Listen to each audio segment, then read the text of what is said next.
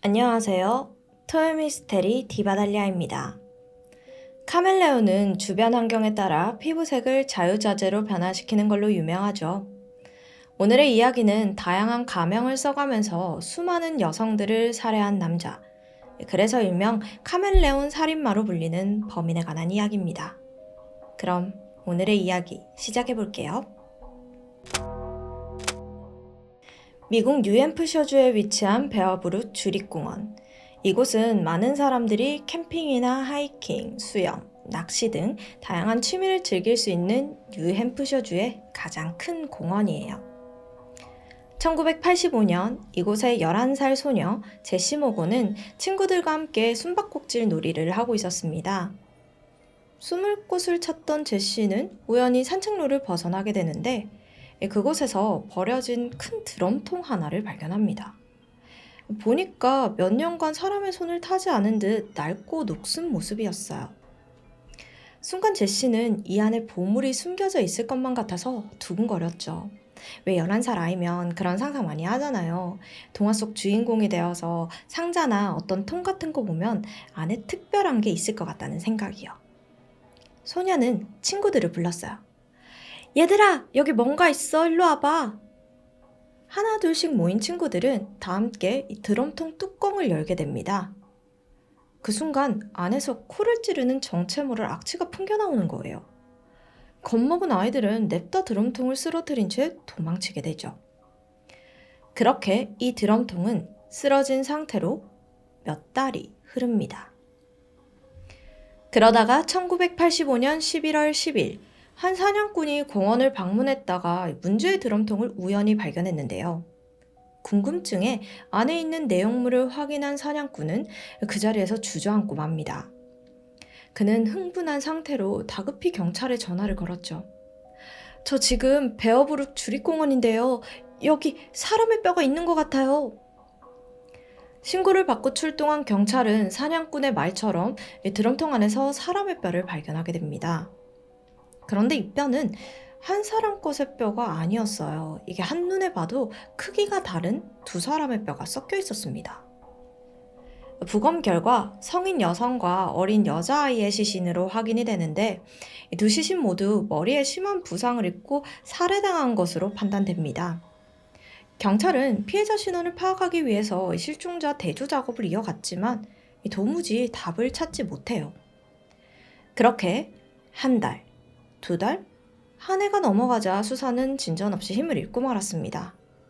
그렇게 주립공원 드럼통 살인 사건은 미제로 영영 묻히는 것 같았죠.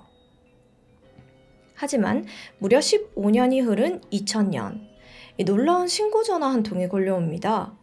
1985년에 이어서 2000년에 또다시 이 동일한 주립공원에서 이번에도 드럼통에 담긴 시신이 발견된 거예요. 게다가 피해자도 2명이었습니다. 경찰 확인 결과 둘 다 어린 여자아이로 추정이 되었고 저번과 마찬가지로 두개골에 심한 골절이 발견되었어요.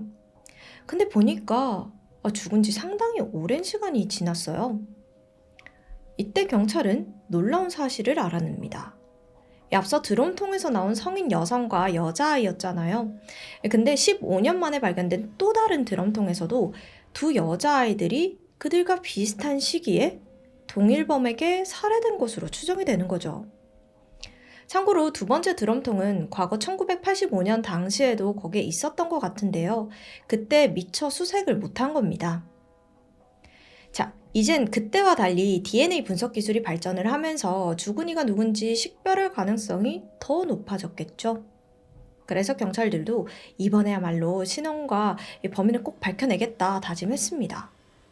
그렇게 손꼽아 기다리던 DNA 확인 결과가 나왔는데 내용은 더 충격적이었죠.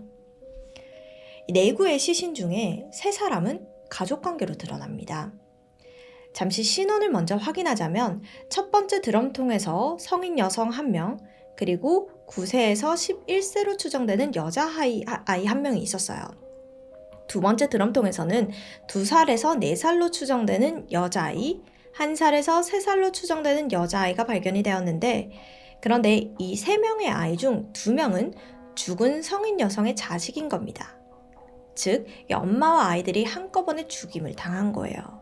아휴. 그런데요, 그 나머지 한 명, 그 2살에서 4살로 추정되는 여자아이 한 명은 웬일인지 세 사람과 DNA가 일치하지 않아요. 그럼 얘는 도대체 무슨 관계인 걸까요? 어쨌든 경찰들은 실종자 데이터베이스를 바탕으로 피해자 신원을 조사했고요. 뼈를 기반으로 몽타주를 그려서 배포합니다. 하지만 이번에도 실패했어요. 아니 근데 죽은 지 15년이나 지났는데 어떻게 실종 신고가 한 명도 안 돼 있는 거죠? 너무 이상해요. 결국 또다시 2사건 모두 미궁에 빠집니다. 하지만 아직 끝은 아니에요. 영구 미제로 남을 뻔했던 이 사건은 2017년 새로운 국면으로 접어듭니다. 그 전환점은 너무나도 생뚱맞게 한 여성이 자신의 가족을 찾는 과정에서 시작이 되는데요. 그때로부터 10년 전인 2007년, 보스턴에 살던 여성 리사는 어릴 때 자신을 버린 친부모를 찾기 위해 조사를 의뢰했습니다. 이 기억이 나는 바로는 어릴 적 친아버지 커티스 킴볼에게 버림을 받았고 친어머니는 누군지 모른다고 해요. 일단 리사의 아버지 커티스 킴볼, 그는 1986년 1월에 캘리포니아 스콧에 있는 한 RV 파크에서 일한 자벽부였습니다. 여기가 캠핑장인데요. 이 시기 커티스는 5살 난 딸 리사와 함께 머물다가 어느 날 갑자기 딸을 캠핑장에 홀로 남겨두고 사라졌습니다. 이건 명백한 범죄죠. 이거 아동 방치요. 그래서 경찰들은 그를 체포하기 위해서 지문을 채취했지만 이상하게도 아무런 정보가 나오지 않는 거예요. 마치 이 세상에 존재하지 않는 사람처럼요. 결국 경찰은 커티스를 추적하는 데 실패했고 리사는 위탁 가정에 맡겨집니다. 그러다 아버지의 행방이 파악된 건 리사가 유기된 날로부터 2년이 지난 시점이었는데요. 이번에는 제럴드 모커만이라는 남성이 도난 차량을 운전하다가 체포가 돼요. 경찰이 그의 지문을 확인한 결과 사실 제럴드가 커티스와 동일 인물인 게 드러납니다. 이게 무슨 상황이냐면요. 지딸 리사 유기한 후에 이름 바꿔서 살고 있었던 거죠. 경찰이 바로 체포했고 그는 1989년 아동 유기 혐의로 징역 3년을 선고받고 옥살이를 합니다. 그 이후에 감옥에 나와서는 아버지가 어떻게 지내는지 리사는 전혀 모른 채 살고 있었죠. 그런데 놀랍게도 이후 커티스는 한국인 관련 범죄에도 연루됩니다. 2003년 한국계 미국인 전운순 씨를 살해한 혐의로 또 감옥살이를 하게 돼요. 이번에는 15년간 가석방 없는 종신형을 선고받았고요. 이게 또 어떻게 된 거냐면 그가 아동 유기 혐의 징역을 마치고 나왔어요. 근데 또 이름을 바꿉니다. 이번에는 레리 베너였어요.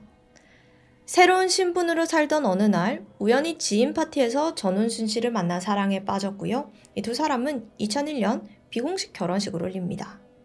근데 다음해 6월에 전 씨가 갑작스럽게 실종이 된 거예요. 당장 가족들은 남편 레리를 의심했죠. 경찰들 또한 실종 사건이 발생했을 경우 우선적으로 가족들의 알리바이를 확인하기 때문에 확인 절차상 레리의 지문을 채취해야겠죠? 그런데 어라? 얘 뭐야? 얘 커티스잖아? 게다가 아동 유기 혐의까지 있네? 즉각 경찰들은 그를 강하게 의심하기 시작했습니다. 아무래도 전과자니까 이번에도 아내 전운순 씨를 어찌했을지 모르니까요. 곧장 경찰들은 집을 수색했고 바로 여기서 차고 한 구석에 고양이 모래가 가득 쌓여 있는 걸 발견합니다. 이 모래가 좀 이상하게 막 쌓여 있었어요. 수상하게 생각한 경찰들은 모래를 걷어냈죠? 그랬더니 안에는 전운순 씨의 시신이 들어있었습니다. 머리가 심하게 손상되어 있더라고요. 게다가 이 시신이 모래 속에 유기가 되면서 미라화된 상태였어요. 이렇듯 범죄가 명확하게 드러나면서 커티스는 이번에도 감옥살이를 하게 됩니다. 아주 풀어주면 범죄를 저지르는 게 무한 반복이에요. 한편 이 모든 걸 전해드린 리사는 큰 충격을 받게 됩니다. 내 아버지가 여러 개의 이름 갖고 있고 심지어 살인을 저지른 전과자라니 그 사실을 쉽게 받아들이기가 힘들었어요. 어쨌든 친자 확인을 원했던 리사의 요청에 따라 그녀와 커티스의 DNA가 비교가 되는데 여기서 또 한 번의 반전이 있어요. 세상에나 여태까지 친아버지가 자기를 버린 줄 알았는데 커티스가 리사의 친부모가 아니었던 겁니다. 아니 그럼 대체 리사는 어디서 데려온 거고 왜 함께 있었던 걸까요? 리사는 머리가 더 복잡해졌고 그 의문을 풀기 위해서 커티스에게 면회를 신청했지만 그는 만남을 거부합니다. 물론 경찰도 물었죠. 근데 아이에게 상처 줄 수 없다 이러면서 끝까지 리사의 친가족이 누구인지 말하지 않는 거죠. 아니 근데 벌써 상처 다 줘놓고 이게 무슨 말이에요. 결국 별 진전 없이 시간만 흐르게 됩니다. 그러다가 2010년 12월 28일 커티스가 67세의 나이로 교도소에서 폐암으로 사망하게 되면서 사건은 더욱 미궁에 빠지는데요. 그의 죽음 이후로도 리사는 이 친부모를 찾기 위한 과정을 멈추지 않았죠. 오히려 커티스가 가족이 아니라는 사실을 알게 되어서 친부모를 찾는 일이 더 간절해졌습니다. 동시에 시간이 가면서 DNA 유전자 서비스가 더 발전하잖아요. 리사의 간절함과 과학의 발전으로 인해 마침내 리사는 그토록 원하던 결실에 가까워집니다. 리사의 스토리를 딱하게 여긴 한 학자가 그녀의 DNA를 이용해서 가족 설계도를 역설계하는 일을 도전한 건데요. 이게 되게 복잡한 일이래요. 하지만 학자는 드디어 리사의 어머니를 찾아냈습니다. 그녀는 지난 1981년에 실종된 데니스 보딘이라는 여성이에요. 리사의 원래 이름도 다윈 보딘이었고요. 이제 진짜 이름을 찾았으니까 리사가 아니라 다윈이라고 부를게요. 엄마가 다윈을 혼자 키우고 있었는데 이때 남자친구가 생긴 거예요. 그 남자 이름이 밥 에반스였어요. 이 이름 중요합니다. 꼭 기억하세요. 그러다 엄마는 돌연 1981년 6개월 된 딸을 데리고 추수감사절 이후 갑자기 사라졌습니다. 연기처럼요. 실종 당시 엄마와 그녀의 남자친구 밥 에반스가 함께 있었던 걸로 확인이 돼요. 근데 문제가 있었어요. 당시 가족들은 이들이 경제적인 어려움을 견디다 못해 도망간 거라고 여겼던 거죠. 그러니 따로 경찰에 신고를 하지 않았고요. 수사도 없었습니다. 그런데 여러분 예상하셨나요? 네, 그 밥 에반스의 진짜 정체는 커티스였어요. 즉 커티스가 모녀를 데리고 어디론가 사라졌고 5년 뒤에 6살 된 딸만 데리고 있다가 그마저도 캠핑장에 버리고 떠난 거예요. 아니 그럼 엄마 데니스는 어디에 있는 거죠? 이게 또 미궁입니다. 지금껏 실종 상태인데 아무도 신고를 안 했으니까요. 경찰은 밥이라고 불리던 커티스가 데니스를 살해한 후 아이만 데려간 것으로 추정을 했습니다. 그런데요, 이 모든 걸 알게 된 리사, 아니 다윈은요, 놀라서 쓰러질 지경이었죠. 생각해보세요. 평생을 친아버지라고 생각했던 남성이 알고 보니까 어머니를 살해한 살인마 납치범이라는데 큰 충격을 받죠. 그런데요, 여러분, 이 스토리가 여기서 끝이 아닙니다.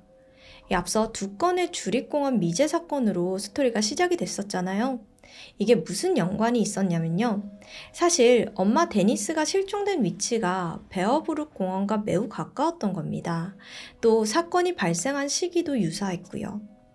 결정적으로 커티스가 전운순 씨 사건에서도 머리를 가격해서 살해를 했는데 드럼통에서 발견된 시신들 모두 머리에 맞아 사망했다는 공통점까지 있었습니다.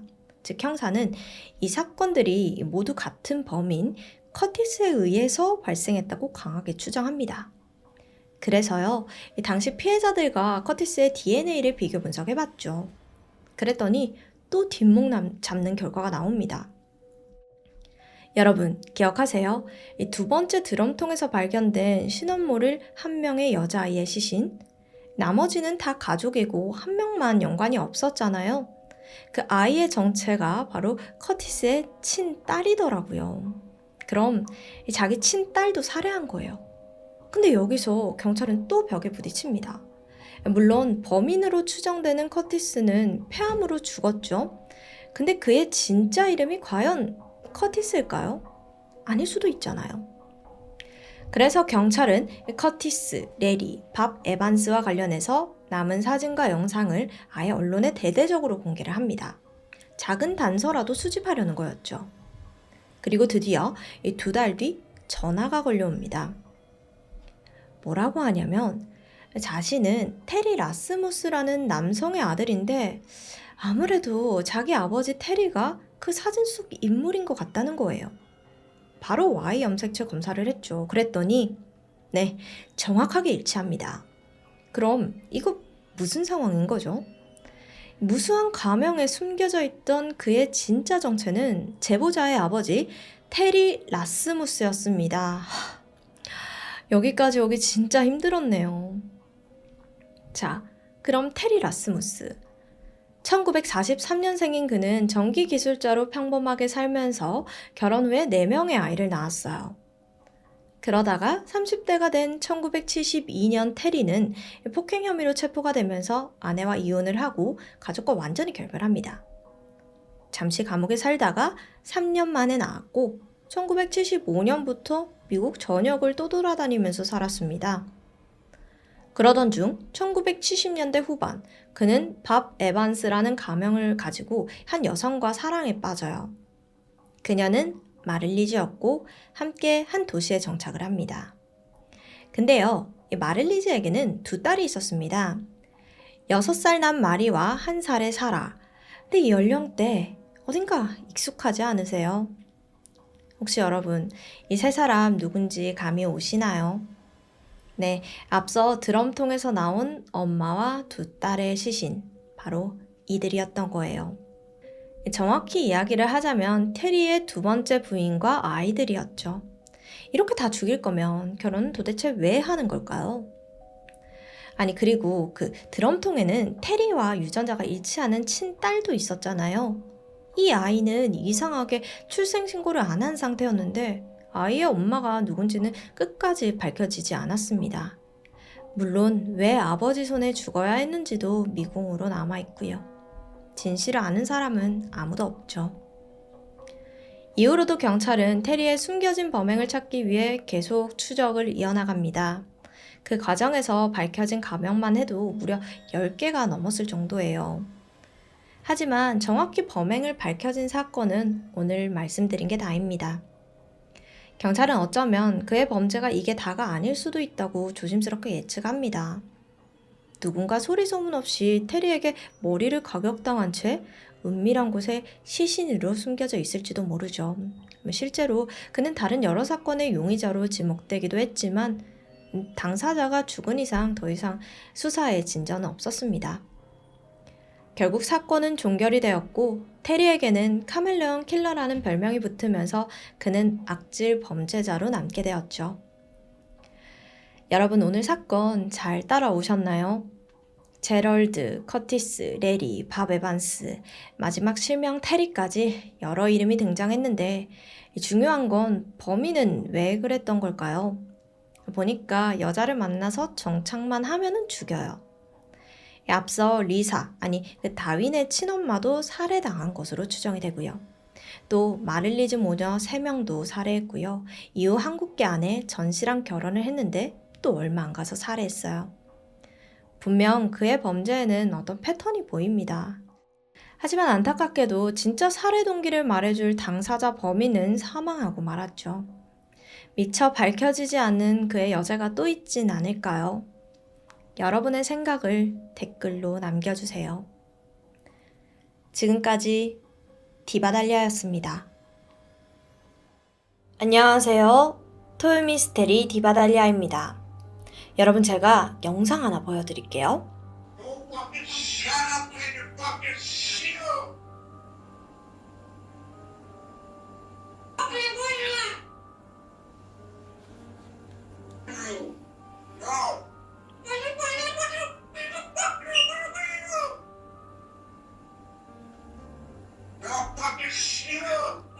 어떻게 보셨나요? 물론 한국말이 아니라서 제대로 들리지 않을 수도 있는데요. 얼핏 봐서는 남자 목소리로 누군가를 흉내내는 것 같기도 하고 같은 단어를 반복해서 말하는 것 같기도 하죠. 사실 이 영상은 미국에서 벌어진 한 살인사건을 앵무새가 재현한 영상입니다. 어떤 사건인지 오늘의 이야기 바로 시작해볼게요. 미국의 미시간주에 사는 마틴과 글레나는 고등학교 때 친구들 모임에서 사촌의 소개로 알게 되었습니다. 둘은 통하는 게 많아서 사귀게 되었지만 서로 오해가 쌓여서 헤어지게 됐는데요. 이 두 사람은 훗날 그들의 운명이 얼마나 서로를 올가매고 있는지 그때는 알지 못했죠. 어쨌든 글레나는 자신보다 5살 많은 남자와 결혼을 해서 2명의 자녀를 낳았고요. 마틴도 크리스티나라는 여성과 결혼해 3명의 자녀를 낳고 평범하게 가정을 꾸리면서 살고 있었어요. 1995년 마틴은 일을 마치고 차를 운전해 퇴근해 가고 있었는데 교차로에서 트럭에 받치는 사고가 발생합니다. 작은 차를 운전하고 있던 마틴은 현장에서 호흡이 멈췄다가 구급대원들에 의해서 다시 숨이 붙게 되는데요. 하지만 뇌 손상에다가 골반과 턱이 골절되었고 또 폐에 구멍이 2개나 뚫리는 큰 부상을 입었습니다.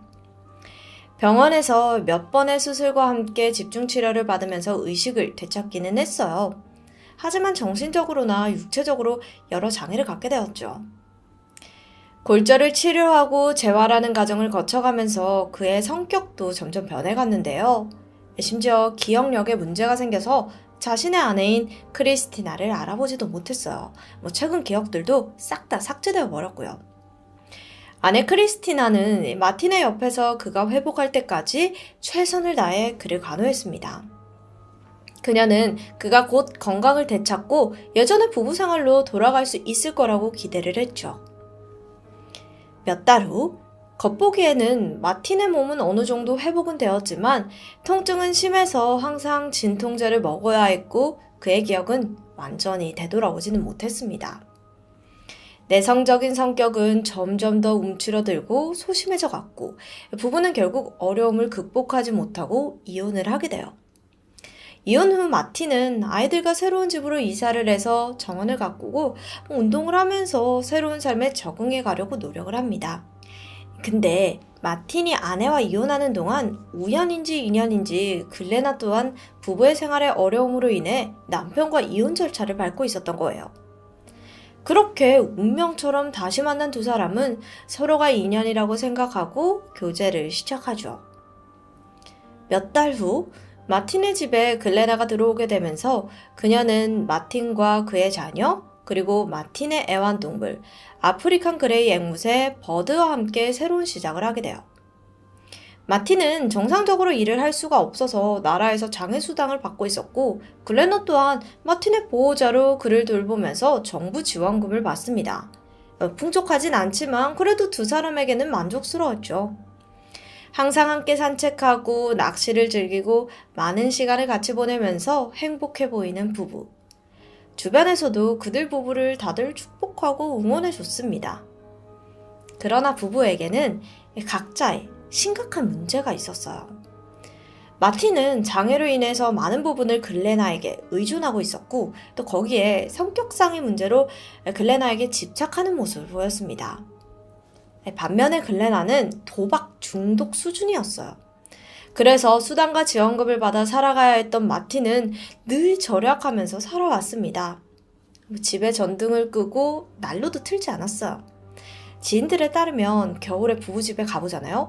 그러면 엄청 추웠다고 해요. 그래서 그들은 항상 내복 2겹에 양말을 신고 있었다고 합니다.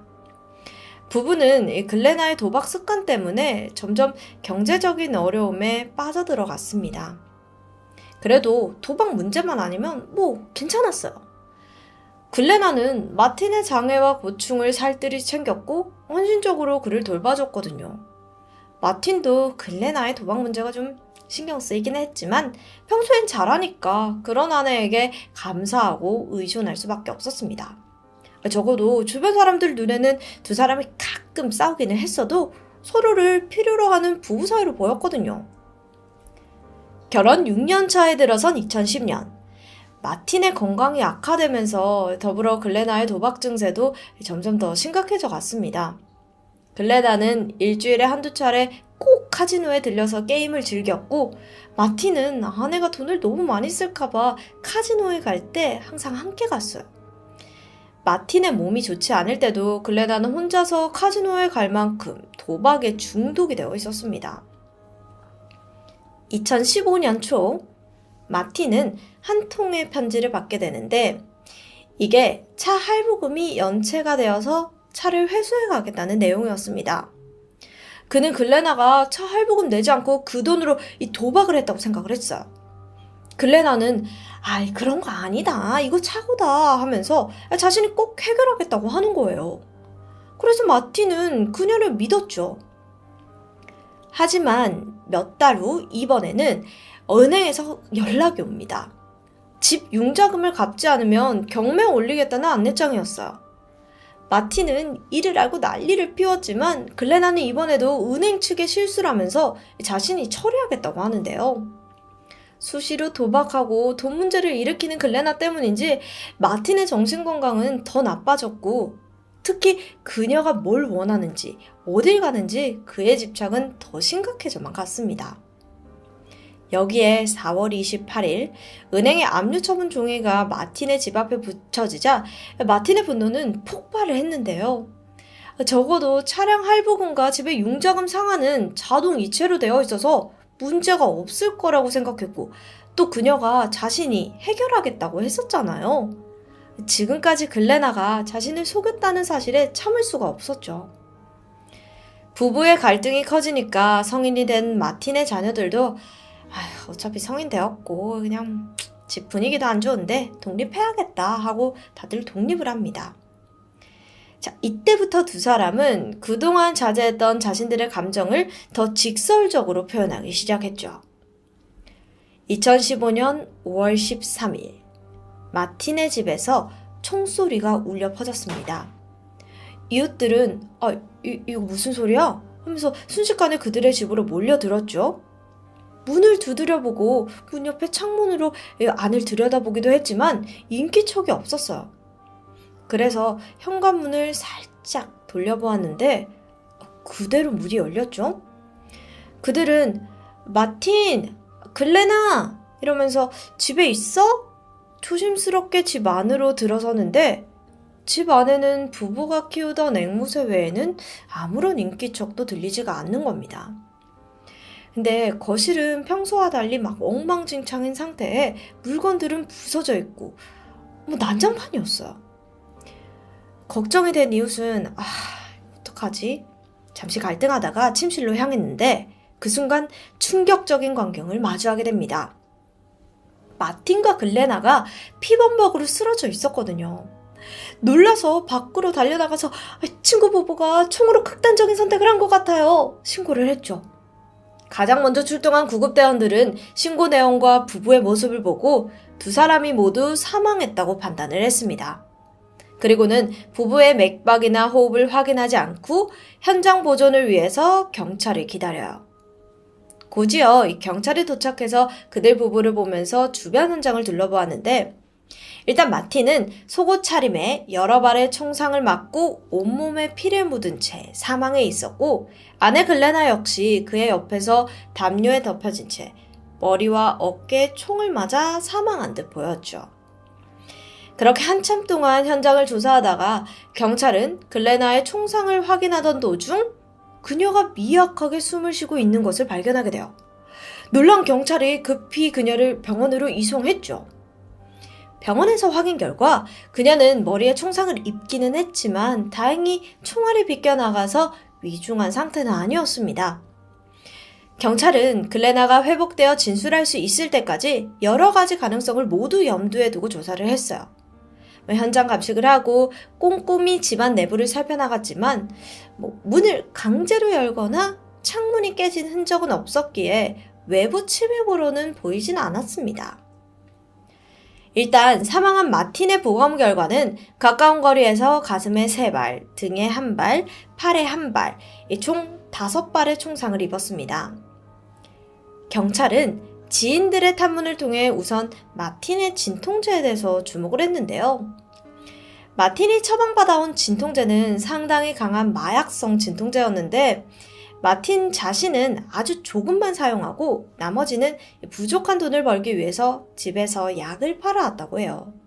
마틴의 사촌은 사람들에게 약을 파는 건 정말 위험하다면서 그에게 약을 팔지 말라고 계속해서 말했지만 그는 돈이 없어서인지 계속해서 약을 팔아왔다고 합니다.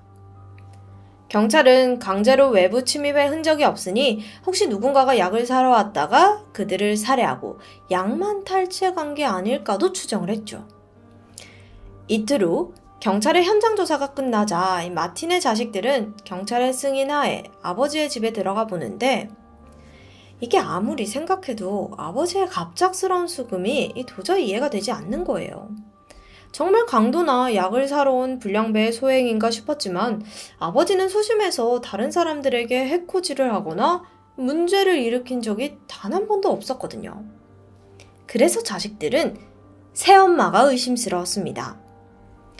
아버지와 새엄마의 사이가 좋지 않았고 새엄마는 돈 문제만 나오면 항상 화를 내고 농담처럼 아버지를 죽여버리겠다고 말해왔었기도 했었거든요. 새엄마에 대한 계속된 의심 속에 일단 자식들은 집안에서 아버지가 기르던 앵무새와 귀중품, 중요한 물건들을 챙기고 있는데 이때 서류 봉투 하나를 발견하게 돼요. 열어보니까 그 속에는 글레나의 두 아이들과 전 남편의 이름이 적힌 세 통의 편지가 들어있었습니다. 내용을 확인해보니 얘들아, 엄마가 잘해주지 못해서 미안해 하는 후회와 전 남편에게 아이들을 잘 부탁한다는 내용이었어요. 명백히 이건 유서처럼 보였고 가족들은 글레나가 마틴을 죽이고 자신도 극단적인 선택을 한 거라고 판단을 했죠. 편지를 넘겨받은 경찰은 이 사건을 강도나 외부인의 소행이 아닌 글레나에 의한 배우자 살인 사건으로 전환했습니다. 일단 가족들로부터 글레나의 도박 문제가 사건의 원인이라는 증언을 토대로 경찰은 부부의 재정 상태부터 조사를 했어요. 부부는 은행에 매달 내야 할 97만 원의 융자금을 1년 동안 연체했기 때문에 사고 다음 날인 5월 14일 날 집에 대한 경매가 예정되어 있었더라고요. 그리고 그들의 은행 계좌에는 총 300달러가 남아 있었고 집에는 200달러 정도의 현찰밖에 남지 않았습니다. 글레나는 딸의 의료 비용도 지불하지 못했고 채권 추심 회사로부터 이를 독촉받고 있었어요. 돈 때문인지 글레나는 평소 먹던 우울증 약마저 사 먹지 않고 있었죠. 또한 그녀의 휴대폰에는 사건에 사용된 것과 같은 종류의 루거 피스톨을 검색했다는 기록이 발견됩니다. 이 루거 피스톨이 총이에요. 경찰은 글레나가 어느 정도 회복이 되자 그녀에게 도대체 무슨 일이 있었냐? 집에서 발견된 이 편지들은 뭐고 총은 왜 검색했냐? 이렇게 물었죠. 하지만 글레나는 사건의 충격 때문인지 난 아무것도 기억이 나지 않는다고 답했어요. 집에 누가 들어왔는지 왜 총을 쐈는지 전혀 모르겠다고요. 자신은 핸드폰으로 총기 검색을 하지도 않았고 휴대폰은 전화와 온라인 게임을 할 때만 사용한다고 답했습니다. 그리고 남편은 나의 전부고 나는 남편을 죽이지 않았다. 차라리 이혼하고 그를 떠났으면 됐지. 내가 뭐하러 남편을 죽이겠냐고 했죠.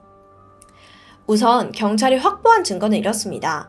두 사람이 자주 싸웠다는 것, 글레나의 도박 문제로 인해 두 부부가 파산할 지경이라는 것, 글레나가 마틴을 자주 죽여버리겠다고 농담한 것, 추가로는 유서로 보이는 편지와 총기로 검색한 기록, 이렇게인데 근데 이걸로는 사실 그녀를 살인 혐의로 체포할 증거가 좀 부족해요. 경찰은 글레나에 대한 의심을 거두진 않았지만 더 이상 수사의 진전은 없었습니다. 그렇게 수개월의 시간이 흘러갔고 마틴의 앵무새를 데리고 갔던 그의 전처 크리스티나는 앵무새가 밤마다 뭔가 크게 소리를 내는 것에 주목을 하게 돼요. 처음에는 주인이 보이지 않고 좀 낯선 환경이라서 스트레스 받아서 그런가 보다 생각을 했지만 그게 아닌 것 같은 거죠. 매일 밤마다 새장 안에서 이리저리 날아다니면서 두 목소리로 싸우는 듯이 같은 소리를 내는 겁니다. 크리스티나의 이야기를 들은 다른 가족들과 친구들은 앵무새가 같은 소리를 반복적으로 낸다고 생각을 했죠. 그래서 크리스티나는 영상을 찍어서 그 소리를 자세하게 들어보았는데 분명히 Fucking shut up. Don't fucking shoot. 이라는 소리가 계속해서 들리는 거죠. 그래서 가족들은 사고가 있던 밤 마틴과 글레나의 대화를 앵무새가 보고 따라하는 거라고 판단했습니다. 고민 끝에 마틴의 가족들은 아버지를 살해한 글레나를 잡아달라고 호소하면서 이 영상을 방송국에 보냈어요. 영상은 SNS를 통해 전국적으로 퍼져갔고 이 묻혀있던 사건은 다시금 전 국민의 관심을 불러일으키게 되죠. 사람들은 글레나의 살인사건 재판에 앵무새가 증인으로 나설 거라고 농담을 할 정도였습니다. 글레나가 범인이라는 여론이 들끓자 2016년 6월 경찰은 지금까지 확보한 증거들을 토대로 그녀를 살인 혐의로 체포했습니다. 재판에서 검찰은 글레나의 도박 중독으로 부부가 재정적으로 심각한 위기에 몰렸다. 글레나는 이 위기를 벗어나기 위해 마틴을 살해하고 자신도 죽으려는 계획이었는데 자신의 머리에 쏜 총알이 비껴나간 거다 라고 주장했죠. 그 증거로 부부의 재정 상황과 은행 잔고 그리고 글레나가 핸드폰으로 총기를 검색한 사실, 자식들과 전 남편에 남긴 유서로 보이는 편지들을 법정에 제출했습니다. 또한 가족과 친구들의 증인으로 불러 부부관계를 증언케 했고요.